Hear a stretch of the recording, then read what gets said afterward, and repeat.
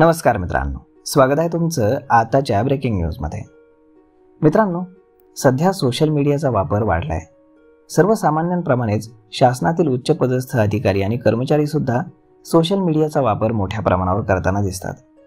काही अधिकारी सिंघम स्टाईलनं रील तयार करून सोशल मीडियावरती हिरोबाजी करतात। या प्रश्नावरती विधिमंडळामध्ये चर्चा झाली।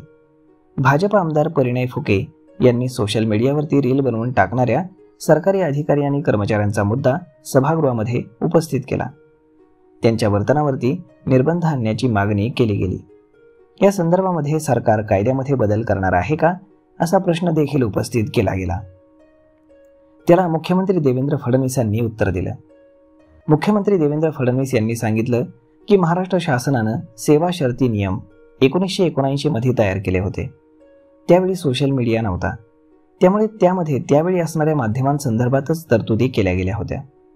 परंतु आता सोशल मीडिया आलाय, त्याच्या तरतुदी त्यामध्ये नाहीत। त्यामुळे आता सोशल मीडियामध्ये अनेक ठिकाणी सरकारचे कर्मचारी सरकारविरोधी ग्रुपचे सदस्य झालेले आहेत। ते सरकारविरोधी पोस्ट करत आहेत। या संदर्भामध्ये काही नियम करणं गरजेचं आहे। सरकारची आक्षेप आहे की सोशल मीडियावरती आमच्या अधिकाऱ्यांनी सक्रिय व्हावं, त्याचा वापर त्यांनी नागरिकांसाठी करायला हवा। परंतु काही कर्मचारी स्वतःचाच गवगवा करत फिरत असतात, ते आपल्या सेवा शर्थींमध्ये बसत नाही, असं मुख्यमंत्र्यांनी सांगितलं। पहिल्यांदा सोशल मीडिया संदर्भात जम्मू काश्मीर सरकारनं चांगले नियम तयार केलेत। त्यानंतर गुजरात सरकारनं नियम बनवलेत। तसेच लाल बहादूर शास्त्री अकॅडमीने कडक नियम तयार केलेत।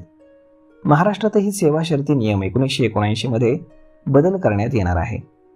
त्यामध्ये आता नवीन माध्यमं आली आहेत आणि त्याचा समावेश केला जाणार आहे। त्या माध्यमांमध्ये कर्मचाऱ्यांची वर्तणूक या संदर्भात नियम तयार केले जातील।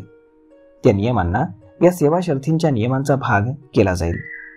कोणत्याही परिस्थितीमध्ये बेशिस्त वर्तन हे खपवून घेतलं जाणार नाही, असं मुख्यमंत्री देवेंद्र फडणवीस यांनी यावेळी सांगितलं। मुख्यमंत्री देवेंद्र फडणवीस यांनी महाराष्ट्र सिव्हिल सर्व्हिसेस कंडक्ट या नियमावलीमध्ये सुधार करणार असल्याचंही स्पष्टपणे सांगितलं। यामुळे सोशल मीडियावरती असणाऱ्या अधिकारी आणि कर्मचाऱ्यांना मात्र वचक बसणार आहे। तर मग मित्रांनो, अशा पद्धतीनं इथून पुढे रील बनवणाऱ्या सरकारी अधिकारी आणि कर्मचाऱ्यांसाठी ही एक महत्त्वाची गोष्ट आहे, कारण तुमच्यावरती आता थेट सरकारी कारवाई केली जाऊ शकते। तर मग मित्रांनो, हा व्हिडिओ, ही माहिती तुम्हाला कशी वाटली हे तुम्ही आम्हाला कमेंट करून नक्कीच सांगा।